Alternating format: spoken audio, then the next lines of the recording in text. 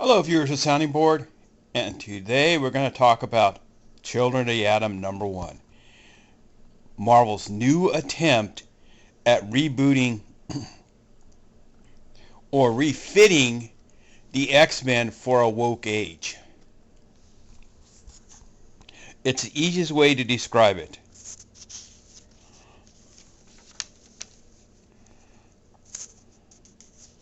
It does. The series basically doesn't have,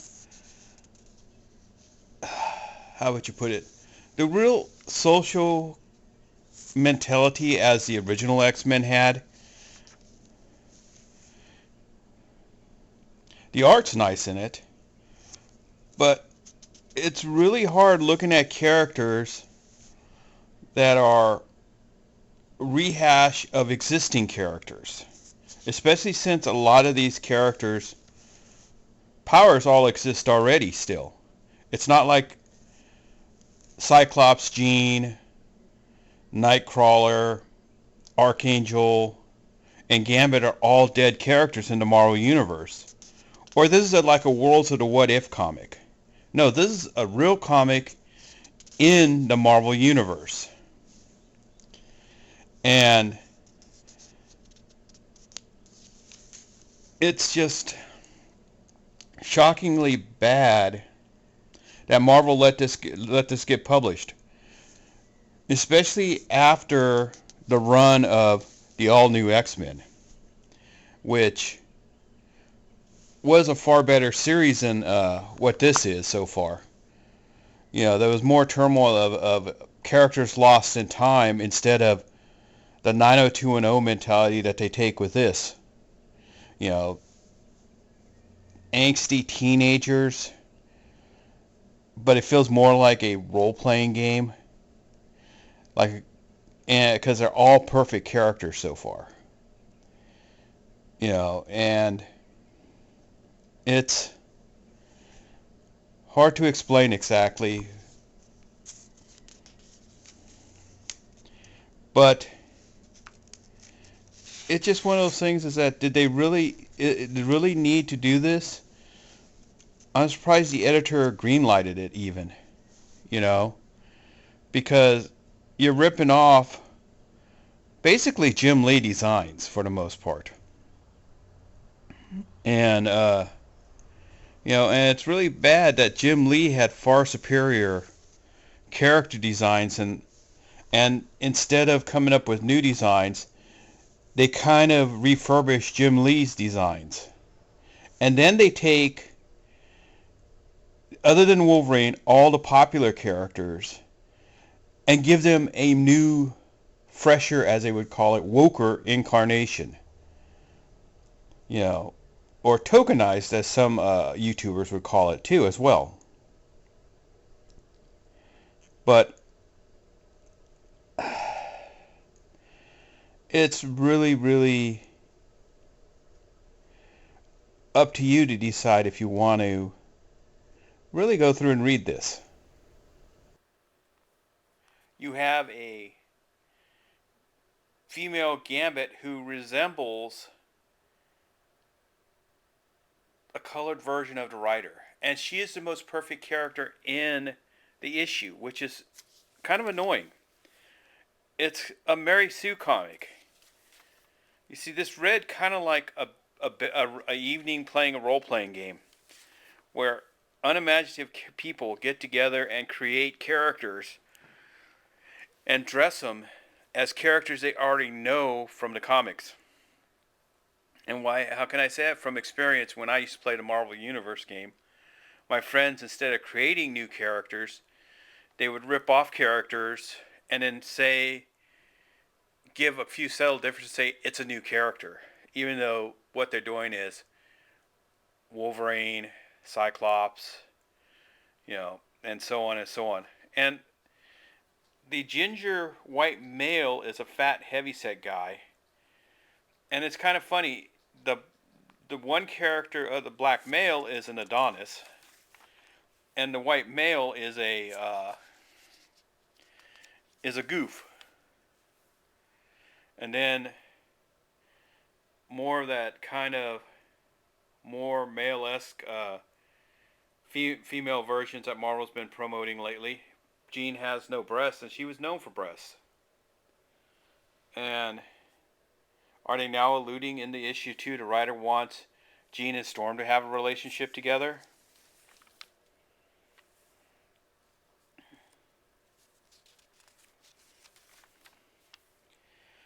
And it just kind of 90210 of the X-Men.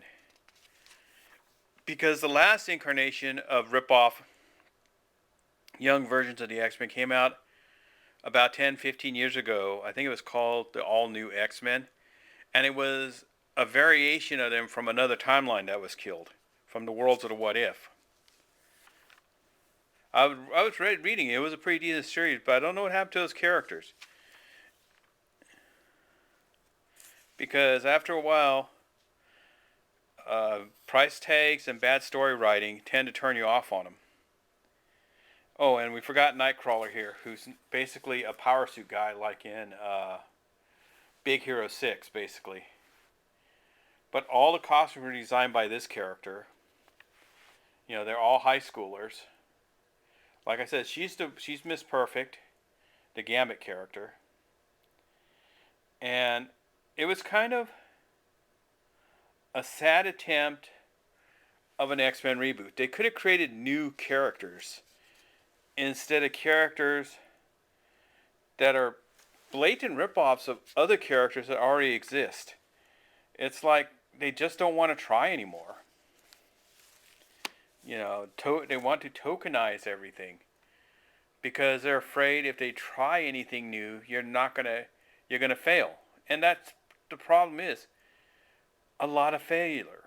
In Japan, there's tons of stories that come out monthly. A lot of them fail, but there's a lot of successful ones.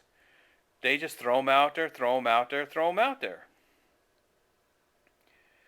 And I just don't really know what Marvel's big plans are. Are they trying to get the next generation of DC Marvel movies together for Disney?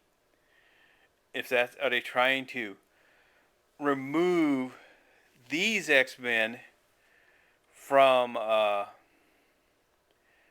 the Marvel Universe and introduce their new tokenized version as the new X-Men for the return of the X-Men to a cinematic movie? Because the last incarnation was a reboot of the original characters of a timeline that was changed. So I'm not sure what's going to happen.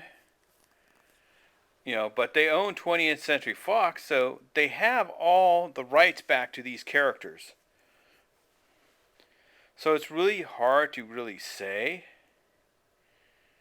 But overall, the issue was a half-ass read, and I stress the ass part. But if you're really into X-Men and you're looking for something new, you might want to look at it. You might like it. I didn't.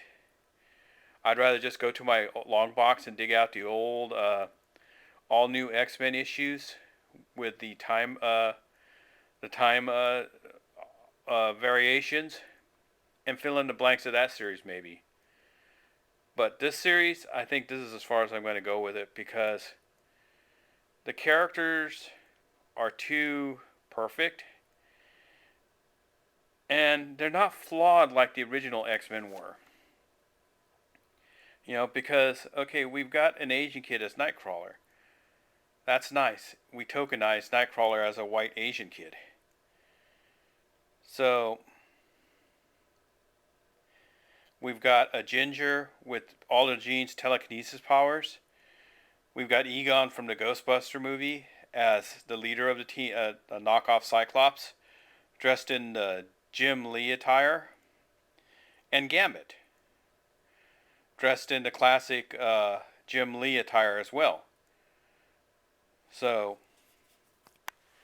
what does this say about Marvel where they're actually stripping down 90s issues and tokenizing them? That's scary, because the 90s was a good run. And Archangel is probably one of the most forgettable characters in my memory of the X-Men that I can think of. He's never been one of my favorites, and he kind of faded away, and then he fades back in, and then fades away real quickly again. He just doesn't have what it takes. But let me know what you think of the series if you had a chance to read it. So until next time, this is the Sounding Board, signing off.